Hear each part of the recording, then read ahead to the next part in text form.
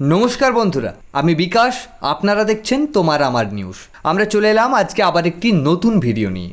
আমাদের আজকের বিশেষ প্রতিবেদন 12 ঘন্টায় 261 মিলিমিটার বৃষ্টি, আর তাতেই ধসে গেল উত্তরবঙ্গের পাহাড়। অন্তত 20 জনের মৃত্যু, বহু পর্যটক আটকে পড়েছেন দার্জিলিং, মিরিক আর সুকিয়া পোখরার বিভিন্ন এলাকায়।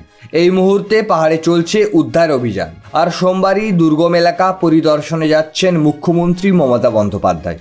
শনিবার রাত থেকে টানা বৃষ্টিতে বিপর্যস্ত দার্জিলিং জেলা। শুধু মিরিকেই প্রাণ হারিয়েছে অন্তত 15 জন। সৌরেনির দারাগাঁও, আপার দুধিয়া, ডামফেডার একের পর এক এলাকায় ধসে গেছে বাড়ি, নদীর জলে ডুবে গেছে হোমস্টে আর গ্রাম।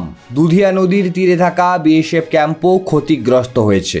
ধস এবং সেতু ভেঙে পড়ায় দার্জিলিং, কালিম্পং, সিকিমের সঙ্গে শিলিগুড়ির যোগাযোগ পুরোপুরি বিচ্ছিন্ন। বন্ধ হয়ে গেছে 10 নম্বর ও 55 নম্বর জাতীয় সড়ক। দুধিয়া ব্রিজ ভেঙে যাওয়ায় মিরিকের সঙ্গে যোগাযোগ পুরোপুরি বিচ্ছিন্ন। আপাতত বিকল্প রাস্তায় পর্যটকদের নামানো হচ্ছে সমতলে।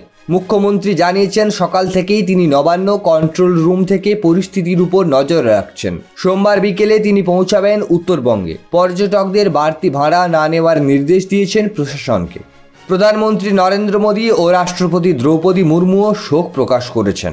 নরেন্দ্র মোদী জানিয়েছেন, কেন্দ্র ক্ষয়ক্ষতিগ্রস্তদের সব রকম সাহায্য করবে। তৃণমূলের অভিষেক বন্দ্যোপাধ্যায় থেকে শুরু করে জিটিএ প্রধান অনিতা থাপা, বিজেপি সাংসদ রাজু বিস্তা সকলেই ক্ষতিগ্রস্তদের পাশে থাকার আহ্বান জানিয়েছেন। রাজু বিস্তা মুখ্যমন্ত্রীকে চিঠি দিয়ে পাহাড়ের ধস পরিস্থিতিকে রাজ্য বিপর্যয় ঘোষণা করার দাবি তুলেছেন। উত্তরবঙ্গের পাহাড়ে এখনো চলছে উদ্ধার অভিযান। প্রশাসনের দাবি, শতাধিক পর্যটককে নিরাপদে নামানো হয়েছে, তবে আবহাওয়া অনুকূল না থাকায় চ্যালেঞ্জ এখনো রয়ে গেছে। সম্পূর্ণ প্রতিবেদনটি নিয়ে আপনার কি মনে হয় কমেন্ট করে জানাতে ভুলবেন না। আমাদের আজকের দ্বিতীয় বিশেষ প্রতিবেদন, ত্রিপুরার পশ্চিম জেলার নরসিংহগড়ের একটি ডিটেনশন সেন্টার থেকে একসঙ্গে পালিয়ে গেলেন 18 জন বাংলাদেশি নাগরিক। অবৈধ অনুপ্রবেশের অভিযোগে তাদের কয়েকদিন আগেই গ্রেপ্তার করা হয়েছিল। ঘটনাটি সামনে আসতেই নড়ে চড়ে বসেছে প্রশাসন। জানাবো বিস্তারিত আমাদের আজকে দ্বিতীয় বিশেষ প্রতিবেদনে। ত্রিপুরা পুলিশের পক্ষ থেকে শনিবার জানানো হয়েছে, পালানোর ঘটনাটি ঘটেছে গত মঙ্গলবার। তবে বিষয়টি প্রকাশ্যে আসে বুধবার, যখন রাজ্য ডিটেনশন সেন্টারের কর্তৃপক্ষ থানায় লিখিত অভিযোগ দায়ের করেন। সূত্রের খবর, এই 18 জন বাংলাদেশির বয়স 18 থেকে 40-এর মধ্যে। তাদের অবৈধভাবে ভারতে অনুপ্রবেশের অভিযোগে প্রথমে আটক ও পরে গ্রেপ্তার করা হয়। এরপর রাখা হয়েছিল নরসিংহগড়ের ডিটেনশন সেন্টারে। দেশে ফেরানোর প্রস্তুতি চলছিল, ঠিক সেই সময় হঠাৎ উধাও হয়ে যান তারা। এখন সর্বত্র তল্লাশি চলছে।